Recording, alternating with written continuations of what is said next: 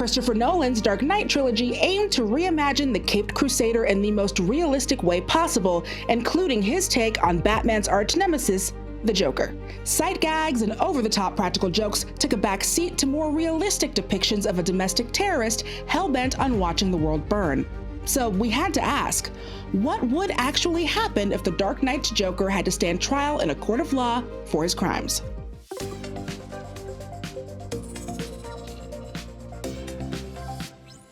In The Dark Knight, Gotham District Attorney Harvey Dent's entire mission is to clean up the city from filth and corruption, like the Joker.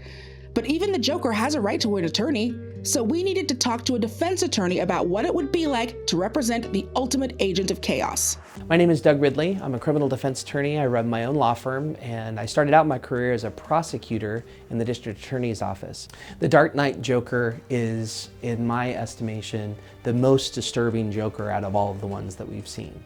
This is someone who doesn't live in reality in any way, shape, or form and has his own twisted vision of what the world is. He's twisted in a way that we don't see in our criminal justice system, typically speaking.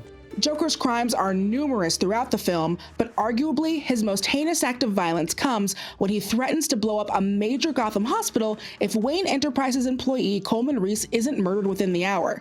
With such a grandiose display of destruction, does this move beyond the jurisdiction of the Gotham City PD? When the Dark Knight Joker ends up going to a position where he is bringing in explosives and blowing up things, that triggers a new level of investigation and a new level of prosecution. We're dealing with federal charges in this case. We're dealing with ATF, Alcohol, Tobacco, Firearms, who is the investigative body that oversees explosions and explosives. So this really is a true terrorist activity, much more so than any of the activities that we see in any of the other Jokers. Going on live TV to announce your acts of terrorism doesn't seem like it would help your case very much in court. Is there any maneuvering your client out of this? Because the evidence in the case is so strong, really the only hope for Heath Ledger's Joker is to plead insanity. And while typically we don't see a lot of not guilty by reason of insanity pleas in cases, this is the case for it. He is so deranged and so separated from reality. He's doing this because everything else is boring. He's doing this because wouldn't it be fun to set up this game where they want to kill the guy or blow up the hospital? And he is so far separated from reality that really the only chance he has is for a not guilty by reason of insanity defense. But an insanity defense is not the easiest strategy to enact. If you were prosecuting, how could the insanity defense be torn down?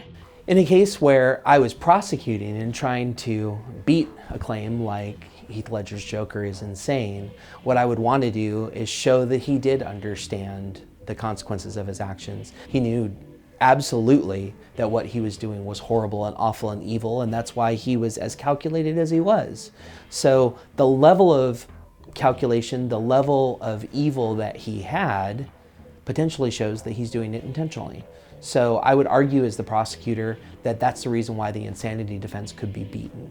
This Joker clearly loves to talk. You want to know how I got these scars? You want to know how I got them? You know how I got these scars? Would you put him on the stand to testify in his own behalf in order to sell the point that maybe he's not all there? The decision on whether or not to let Heath Ledger's Joker testify or not really comes down into all of the pre-trial aspects of trying to get the insanity plea handled and processed through the court. And he would need to be fully psychoanalyzed. He would need tests and doctors and multiple reports, and all of that would come in. The biggest wild card is you're dealing with that level of Joker and that level of insanity, and he's shown that he can outsmart darn near anyone that sits in front of him. So all of those aspects of it would come into play, and my hope would be not ever putting him in front of a jury. Not putting Ledger's Joker in front of a jury might be a safe bet for him, and more importantly, an even safer bet for everyone involved with the trial. Whether it's blowing up a judge, poisoning a police commissioner, or even killing his own cohorts, the Joker has shown that if he knows that you're going to come after him, he'll get you when you're not looking. How do you find, and more importantly, protect potential jurors and lawyers in this case? The aspect of protecting all of the people that Heath Ledger's Joker would have access to is almost impossible. It's one of the reasons why I would want to put this through the court as far as getting the insanity plea handled, rather than even introducing the element of the jury. Luckily, Batman is around to keep the peace and ultimately bring the Joker to justice. But while Batman may seem like the answer to the problem of the Joker, his presence in this case may cause problems for the prosecution. There are a handful of things that the element of Batman brings into a case if I'm defending the Joker. When Batman's out there doing his vigilantism, he's not always following exact police procedure. The problem is when we see him meeting on the rooftop with Jim Gordon, then that increases the chances of a guy like me arguing that he's actually an agent of the police. And so those same constitutional protections, unlawful search and seizure, and all of the things that we afford to criminal defendants would come into play in a case like that. One of the aspects that makes Heath Ledger's Joker so frightening is that he enters Gotham City like a force of nature with no discernible way to find out his true identity. No matches on prints, DNA, dental, clothing is custom, no labels. Nothing in his pockets but knives and lint. No name, no other alias. So the question becomes, how do you charge someone with a crime if they have no real identity? It's an interesting problem when we don't know who he really is. Without fingerprints, without any sort of way of identifying him.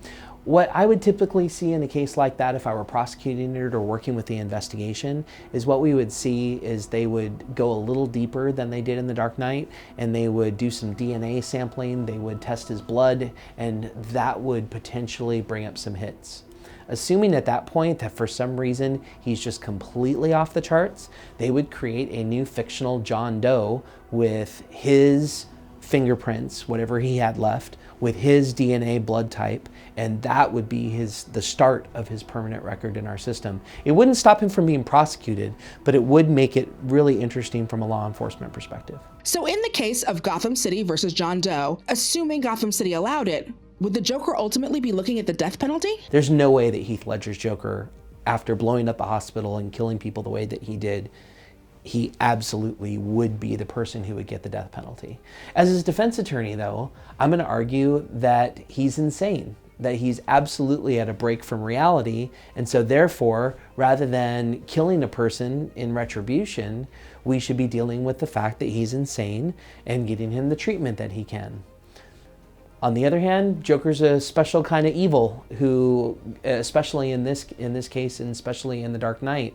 And so it's really hard to put a real world overlay with somebody who's that maniacal and that level of crazy. With such a high-profile, catastrophic reign of terror, how long could a trial for this version of the Joker linger in the court system?